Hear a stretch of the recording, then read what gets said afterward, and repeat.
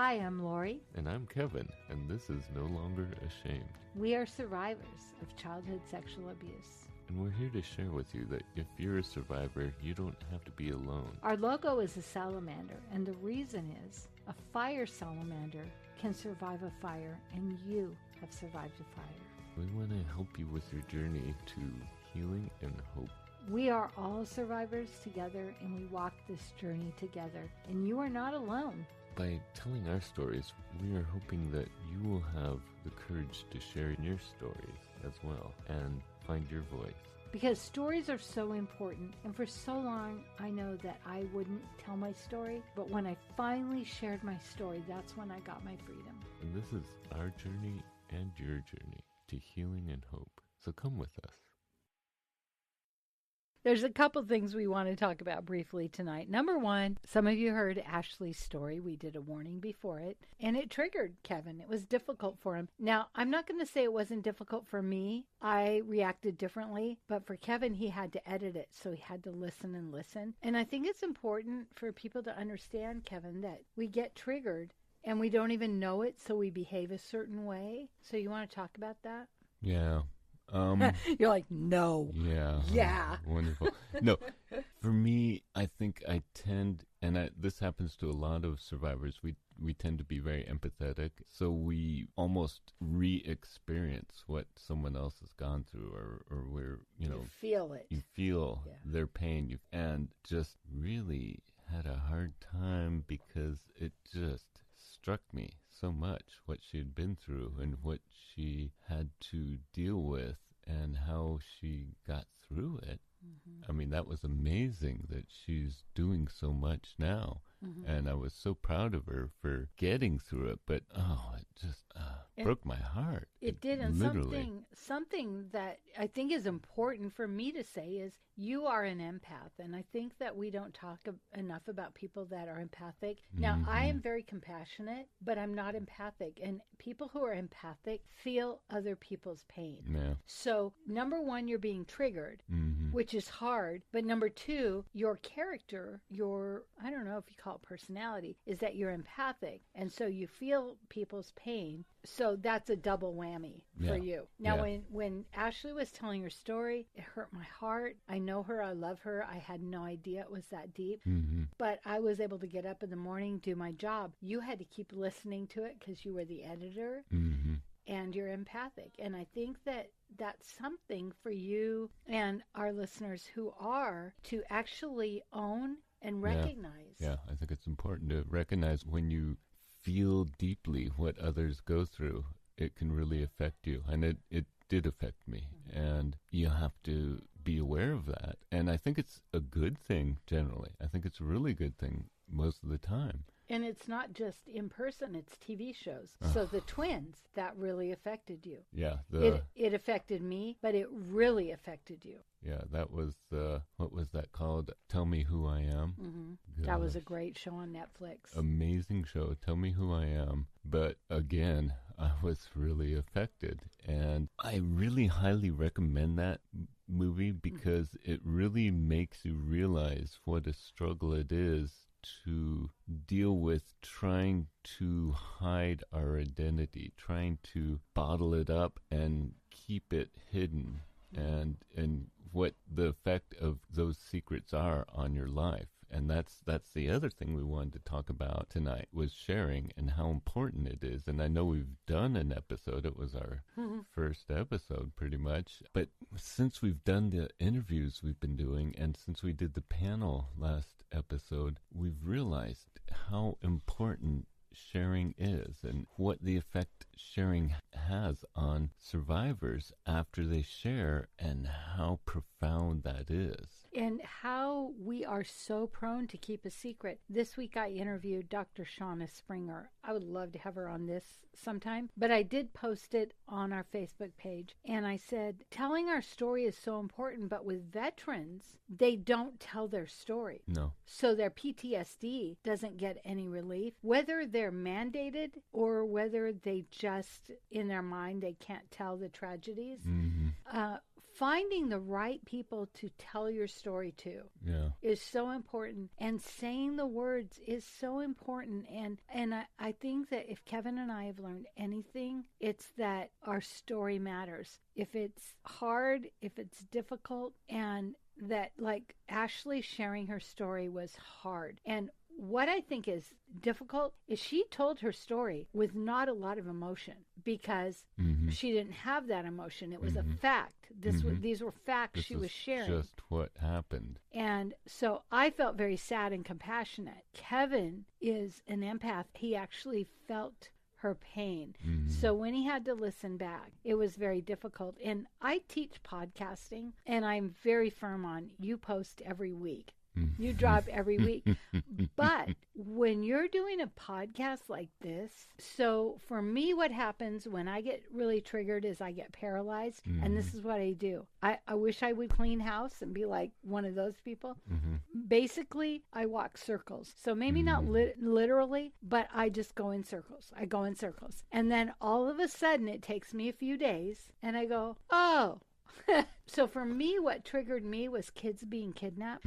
So when my kids were little, we didn't have internet, but we'd have the news, and it would come across. So when, this kid was kidnapped, in my heart of hearts, I knew they were dead. I knew there was no hope, but I didn't say the words because I didn't know how. And I would start just going in circles. And after some really great counseling, I recognized it took me always to this day, takes me a while. I go in circles, and I actually literally, start doing this, doing that. So I may not walk, but I'm trying to avoid the situation. But then when I recognize what it is, so like for you, you knew you were editing. But for me, when I hear something about kids getting kidnapped, because that was part of my growing up story, it shuts me down. And I'm so grateful for the good counselors that I did have, because then I could go to them. And one time, I think I shared this before, I was in a recovery group and a kid had been kidnapped. My mind, I didn't know, I didn't remember that, but when it came time to share, I shared something, and the whole group ganged up on me, and the counselor that was leading the group had to go get counseling. So, we all respond differently, but if you're feeling paralyzed, give yourself some grace. So, like I said, I teach podcasting, and I always tell Kevin, got to drop. But I give him a lot of grace because this is a hard subject we're talking about. But it matters so much. It does. And I think I put a lot of effort into the editing and so forth, because I'm really... We are good editors. Well, Kevin and I, and when you listen to podcasts, because we take out the ums and ahs and all the stuttering. I'm very picky. But I really enjoy the editing. But it can set you back. It can be difficult sometimes, just because there are times when stuff comes up that I haven't addressed or haven't looked at or haven't thought about for a while, and like you, Lori, I tend to get paralyzed, and so it just took me a while to edit, because I'd do a little bit and then I'd be like, okay, I can't go and anymore. I'm like, I'll do it. Well, I like it. I generally like it, but it's important, and it's worth it. It just, sometimes it takes longer than others. And what happens is then you recognize you're getting triggered. So you have to be kind of working through that. So my clients get so sick of me saying this, but the opportunity here is that we learn another layer. And it doesn't mean that we won't be paralyzed next time, but like I think Kevin understands more than anything what an empath is. And people who are truly an empath, they can't watch murder mysteries. They can't watch certain TV shows. And so that's why I know I'm not an empath. I'm very compassionate, but I'm not an empath. And I think that recognizing that, because empaths have to take better care of themselves. I think that's true. I think it's true. Yeah. And so what was your self-care through this? Because I wasn't here for a couple weeks. You had to work. I had so to what work. was your self-care? Because I know you were struggling. Well, I think I just gave myself grace that, her story was hard. And it's going to take a while. It's going to take a while. And also, I recognized that it was important to mourn for what she had been through. It was important to go through that sorrow. So that you had sorrow to was grieve. important. Yeah. Wow. Yeah, that sorrow was important, and I had to recognize that was my mourning for what she had been through and did not deserve. And like all of us, we go through these things that we don't deserve, and it took me a while. But like Luke last week or last episode, when we said, what's the one word of advice? And he took it literally, the one word of advice. I love you, Luke. I love you. And he said acceptance. And I had to accept that I had to go through that mourning process and feel that loss. And I mean, I'm the kind of guy, I can't even kill spiders or flies. I literally, it bugs me. And I think that's just the effect of what I've been through. But I think it's your personality too. Yeah, I've always been the kid that collects bugs and critters and keeps them alive and, have pets, and I can never hunt. It just doesn't work. So you feel it so deeply. It was hard because we're looking at Ashley. Mm-hmm. And I'm seeing her, and I love this girl, and I'm hearing their story. And she's a strong person. And I've known her for years. Very strong person. And I didn't know her story. Mm-hmm. I knew she had a story. Mm-hmm. And so, but for Kevin, he's feeling it on a different level. And I think what's really important is that when we begin to tell our story, we're in recovery, that we recognize what our level is. Mm-hmm. And we give ourselves some grace. And my way of giving Kevin grace was to not bother him, to just let him do what he needed to do, because I'm always like, have you dropped an episode? It's easy for me to get because I teach this, but was to give him the space. But he did do self-care. And I think what's really important is that when we tell our story, then we're going to hear people's stories. Mm-hmm. And we're going to be affected. Yeah. And however it affects us, that we give ourselves some grace and we don't go, oh, I can't believe I'm not tougher, or that, if you're an empath, you're an empath, and that's a beautiful thing because you feel so deeply. If you're not, that's okay. If I remember the first few times I told my story, I was so stoic, and Ashley was a little stoic in her story. I was so stoic, and I thought, I am saying the most freaking horrendous things with no emotion, like not, this happened, and I think that that's where we kind of come across that we could easily judge somebody is like, well, they're telling this story that they should be melting to the ground, and they're like, yeah, whatever, my dad did this. And it's just staying in that place of, I believe you. And that's what I talked about with Dr. Springer. Vets don't tell their stories, but if they ever do, I believe you. Yeah. And we are not equipped to handle a vet story, but we can say, I believe you. Let's get you to someone who you can share your story with. Yeah. I worked with a guy that was Vietnam vet. I'm dating myself here. This was quite a while ago, but he would not talk about it ever. It's like they have this thing they can't. They don't want to go back there if they don't have to. If they can avoid going back there, but they can't avoid it. Yeah. I mean, they have night terrors, they have flashbacks, they have triggers. Right. It's so hard on their family. I mean, wives can't sleep with them, actually. They have to have they'll be just working or walking down the street and the sound of choppers overhead or something, Or a car backfires. Yeah, car backfires, something. So that's why we've realized telling your story is so important, because you get that secret out. And by getting the secret out, you allow your story to come to light, and it doesn't have the hold on you that it does if you don't ever tell it. It loses some power. The interview that I posted to our Facebook with Dr. Springer, they have it's actually not a new procedure. They've done it for pain for years, but it's called the ganglion block. And it is something that they do for people that have had trauma. And, whatever you need to deal with your trauma, counseling for veterans is what they really want this for, because when you have trauma, you become hypervigilant.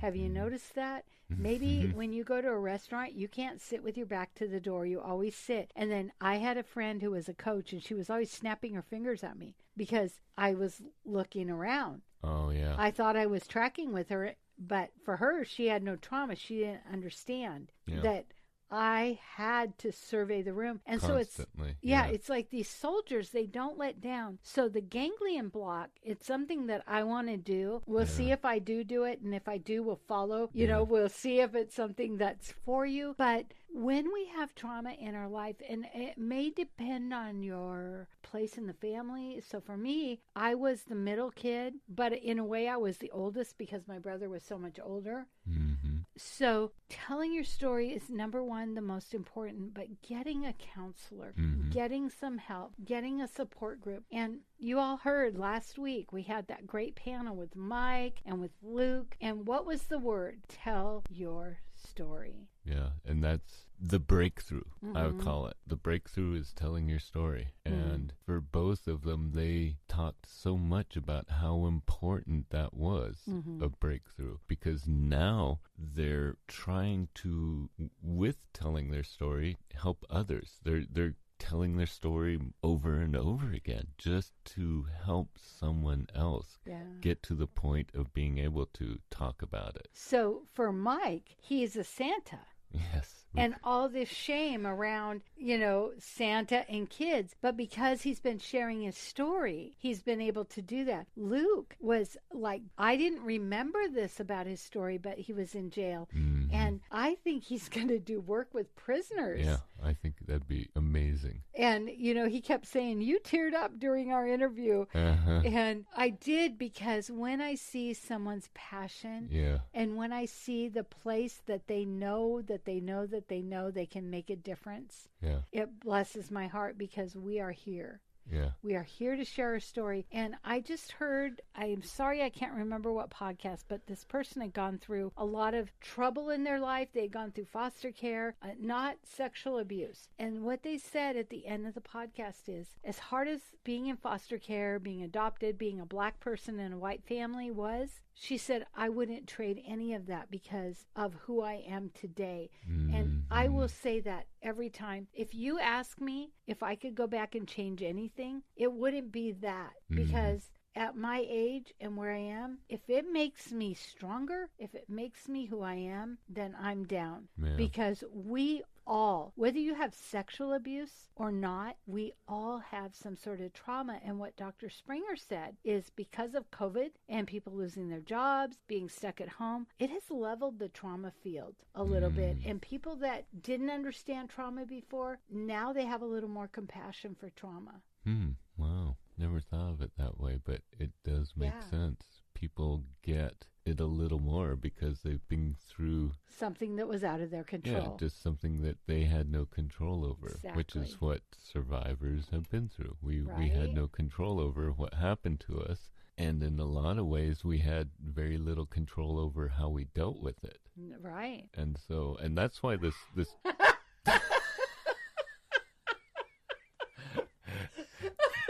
Bless you. Bless you, Jana. She has the loudest sneezes of anyone I've ever heard my entire life. I completely lost my mind. I have no idea what I was talking about. Telling your story, and we were talking about how the thing that happens when you realize that your story matters, that if you keep it a secret, it will continue to affect you. I mean, that was the amazing part about talking to Luke and Dan last week, was just they realized by telling their stories, they were helping others to share their stories, and they really just wanted that to happen. They wanted others to have that breakthrough. It is the breakthrough. Right. Telling your stories is the breakthrough, because then you realize all that shame that you're afraid of isn't on you. It's on the person that did this to you. And when somebody comes up and says, oh my gosh, that happened to me. So with Mike, he had shared the older in life, the farther in life part of his story. And then he remembered the early years. Yeah, he started having... And Luke's story was really hard because he was 16, and all the stuff that went along with that, his friends are like, whoa, you love this. You know, it's like, it's so hard because you don't want want to be judged. Yes. And you don't want to be labeled. And people may do that, but that is not a reason to not tell your story. If they do that, that's a problem with them. Mm-hmm. But you sharing your story is what is going to help somebody else. So, for instance, I don't talk about this much. There's a lot of these things I don't talk about. But my mom is mentally ill, and I will always call it multiple. It's called dissociative now, and I don't call it that for a reason. Yeah, because I am also diagnosed with dissociative, but I am not a multiple. Yeah. And so I think that people that make these things, make these diagnoses, they don't really, they come from a place where they haven't experienced it. I can tell you the difference in 2 minutes or less of someone who's schizophrenic and a multiple. I know the difference. I've lived it. Yeah. So as the child of a multiple, I have learned how to be a chameleon. And so you have to. Yeah. And so I think that I've never really told that story to very many people, but if somebody tells me their mom's mentally ill, I will share that. And so I have several friends that we're connected because of our mother's mental illness, whether it's schizophrenia or multiple. It's not a story I go out broadly and tell because my mom's still here on this earth. I still have siblings. I don't want to do anything that's disrespectful. The Bible says that we're to honor our parents. That does not mean we have to be in a relationship with them. So I am not in a relationship with my mom. And the reason is I don't want my grandkids in a relationship because in my experience, it's dangerous. Yeah. So I can forgive my mom. I don't have any issues with that. I can look at her horrible childhood and feel so much compassion for her. But I also, when I see somebody that gives me a clue of what they're going through and I can connect with that, then I feel it's my obligation to say, I know what it's like to have a mentally ill mother. Yeah. Yeah, I mean, we're connected. And that's part of sharing your story is realizing that you're not alone, that you are connected, that men don't realize how many men are survivors. And so many men are surprised when they hear the statistic and they're like, what? Right. But I remember when the Oprah show came out so many years ago, and it was such, wow, men are abused. It's like we didn't know it. Yeah. And I feel like that's the importance of this podcast. Kevin, you've been so brave to share your story. Mike and Luke and Avreme, is like when we share our story, there's not shame in it. And everyone. And Dan, it's like, hey guys, guess what? You're not alone. Well, and Luke even talked about this when he was in jail, that he realized so many of the men in jail were survivors. And a lot of them ended up being in jail because the ways they coped with being a survivor got them in jail. And he had so much compassion for them because he realized they weren't getting any help for what they'd been through while they were in jail. Yeah. And yet the reason they were there was because they had no other means of coping. They had there's not a lot for men. And we talked about the shame factor, and this is something that happened with Kevin and I. There's somebody in our life that we think is suffering from this, plus a lot of other things. And I asked that person, were you sexually abused? And they instantly said no. And Kevin said, probably if they instantly said it, it's probably true that they were. And could be. Partly because of the other issues and the other effects that are going on, all the other things. Right. But men, their first instinct is to deny. You don't want to admit that ever. And so that is exactly what you say is no, that's never happened. Right. So one of the things is I teach a recovery coach for drug addicts, but I'm also creating a module for recovery of sexual abuse for somebody who wants to be a coach in that area. And we will definitely on our Facebook let you know. But this is an area where we need help. We need intervention. We need somebody to give us permission. Yeah. So your story matters. Your story is important.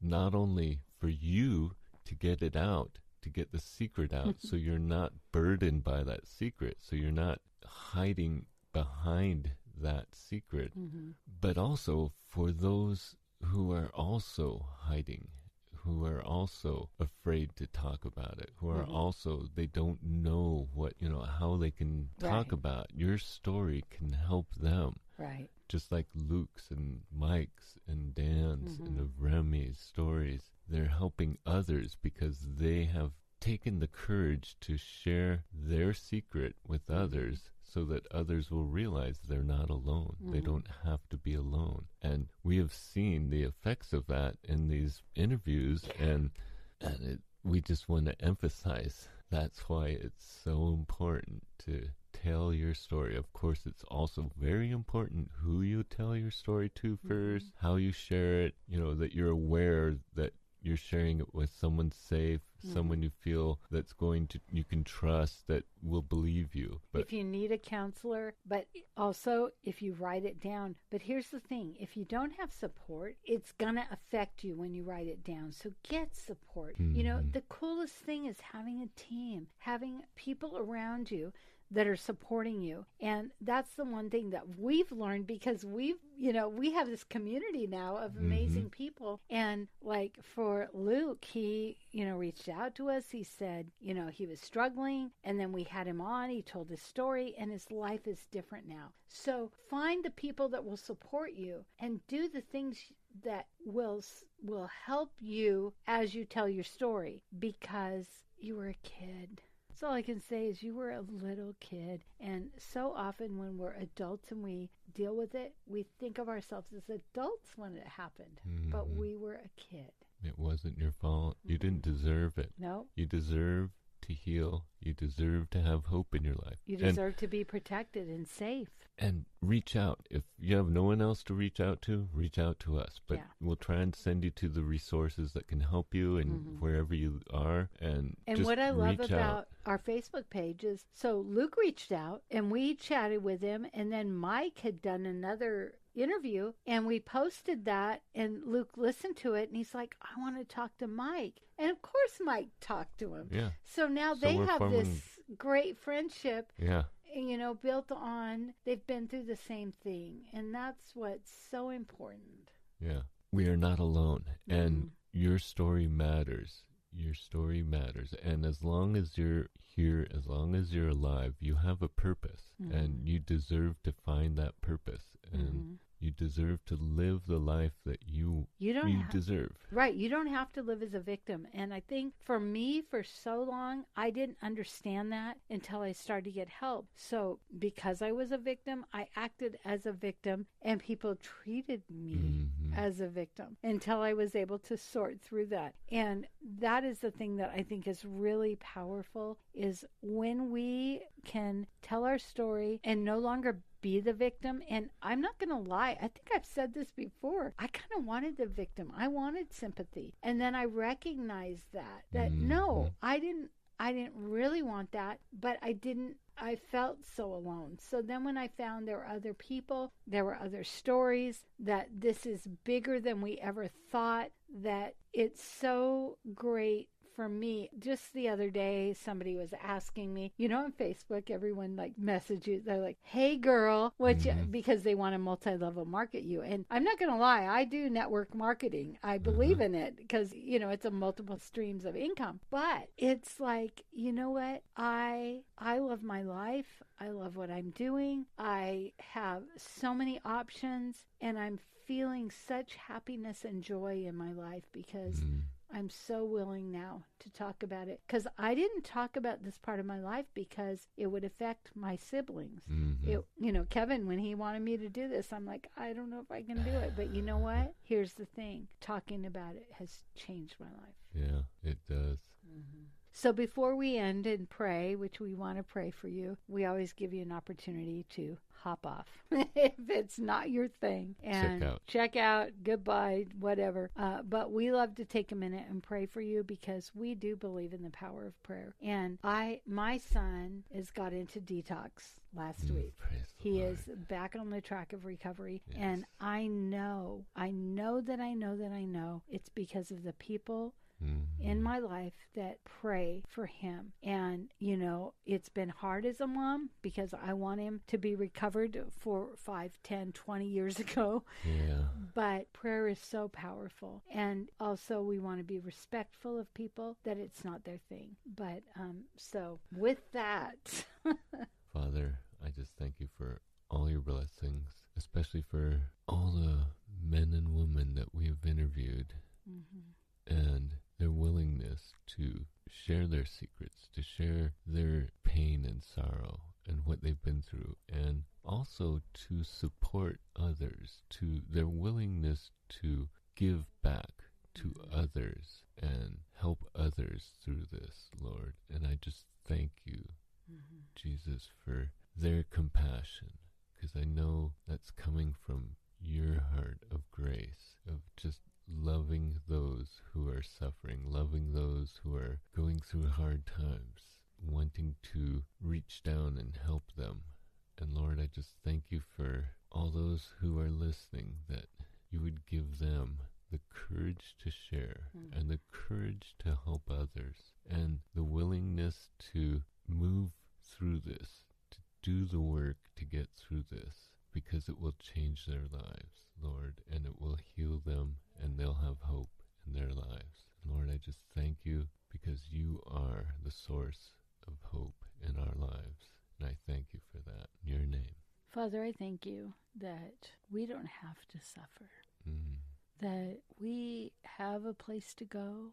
We can share our story. We can come before you, that we don't have to be victims. And Father, what I'm so grateful for is that in my recovery, it feels like there's never been a moment that I've said, I wish none of this happened, because it did, and it is what it is, and I have a life that I love.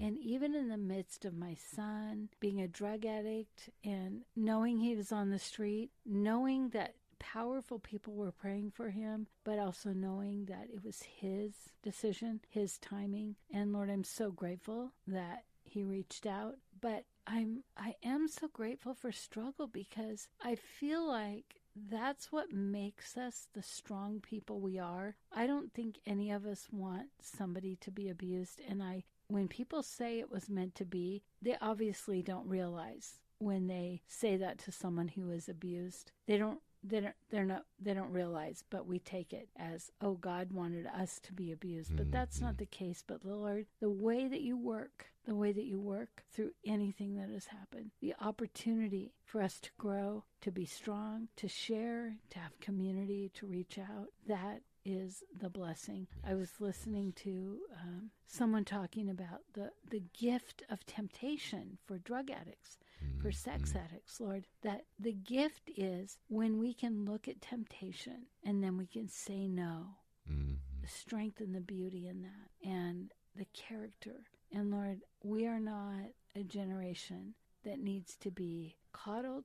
We are a generation that has been hurt and struggles, but because of that, we are better helpers. We are stronger people. And Lord, I thank you for the work that you do in our life because of that. And so often we pray for the safety of people. We pray that nothing will happen to people. And Lord, I don't think it's ever your intention for us to be hurt, but I also think that thy will be done. Whatever happens, happens, and that you are such an amazing, gracious God that you can work through it. You can use it. I look at women who are sex trafficked, horrendous situations, and then they're helping women who have been sex trafficked. Why? Because they get it. Yeah. So I'm so grateful. I'm so grateful, Lord, that you put us here on this earth and you've given us the opportunity to grow, to learn, to be. And I pray that we will be the best we can be for you in your Son's holy name. Amen. Amen.